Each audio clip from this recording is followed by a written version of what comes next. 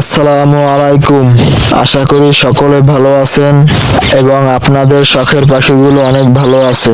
আজকে আপনাদের মাঝে যে বিষয় নিয়ে কথা বলবো সেটি হলো পাখির হাড়ি কতদিনে পরিষ্কার করবেন, মা পাখি ও তার বাচ্চারা হাড়ির ভিতর মল ত্যাগ করে হাড়ির অর্ধেক ভরে ফেলেছে।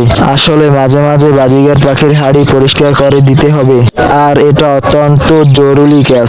যদি আপনি হাড়ি পরিষ্কার না করেন, তা না হলে আপনার পাখির বাচ্চাগুলো বিভিন্ন রোগে আক্রান্ত হবে। ছাড়া এই পাখির ময়লাগুলো পানির ভিতর বা খাবারের ভিতর পড়লে ওদের ডায়রিয়া সংক্রান্ত রোগ হতে পারে। তাই আজকের এই ভিডিওতে কথা বলবো বাজিগার পাখির হাড়ি কিংবা অন্য কোনো পাখির হাড়ি কিভাবে পরিষ্কার করবেন। তো আর বেশি কথা না বাড়িয়ে ভিডিওটি শুরু করা যাক।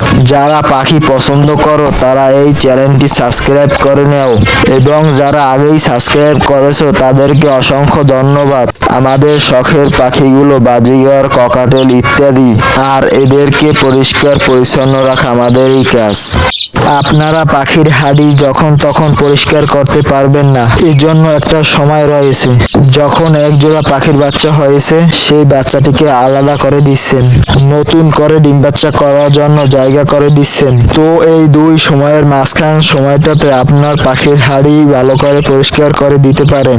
কেউ যদি না বোঝেন তাদের জন্য আমি লং করে বলে দিচ্ছি, ভিডিওটি না টেনে সম্পূর্ণ দেখুন, তাহলে বুঝতে পারবেন। সর্বপ্রথম আপনি যে কাজটি করবেন সেটি হলো পাখির খেসা থেকে সাবধানে পাখির হাড়ি বের করে নেবেন। হাড়ি বের করার পর আপনি দেখতে পাবেন নিচে অনেক মল রয়েছে। এই মলগুলো এতই জমে যে স্তরের মতো হয়ে যায়। তাই আমি একটি গজালোয়া দিয়ে পাখির হাড়ি আস্তে আস্তে পরিষ্কার করে নিয়েছি। হাড়ি পরিষ্কার করার পর ভিতরে চেয়ে দেখতে পেলাম ভিতরে কোনো ময়লা নেই। তারপর আমি এটাকে পানিতে চুবিয়ে ধুয়ে ফেলছি। ধোয়ার পর এটিকে আমি রোদে শুকিয়েছি পুরো 2 দিন। পানি দিয়ে ধোয়ার পরও অনেক জীবাণু থেকে যায়, এজন্য আমি এই শেষ পদ্ধতি অবলম্বন করি, আর সেটি হলো আগুন দিয়ে জীবাণু পুড়িয়ে দেওয়া। আমি এই শেষ পদ্ধতি অবলম্বন করি, আপনারাও চাইলে করতে পারেন। আর এটি করবেন কিছু কাগজ নিয়ে পাত্রের ভিতর রেখে ভিতরে আগুন জ্বালিয়ে দিবেন। তারপর আশা করি আপনার হাড়ির ভিতর কোনো জীবাণু থাকবে না। আপনারা একটু সতর্ক অবস্থায় থাকবেন, কারণ পাত্রটি কখনো গরম অবস্থায় পাখিকে দিবেন না, তাহলে দুর্ঘটনা হতে পারে। তো আপনারা কিন্তু এভাবে পাখির হাড়ি পরিষ্কার করতে পারেন, কিন্তু যখন তখন পরিষ্কার করবেন না।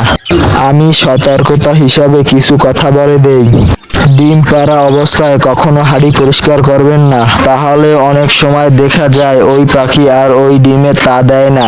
আর যদি তা না দেয় তাহলে আপনার বাচ্চা ফুটবে না। এবং বাচ্চা চোখ ফোটার আগে কখনো হাড়ি পরিষ্কার করার চেষ্টা করবেন না।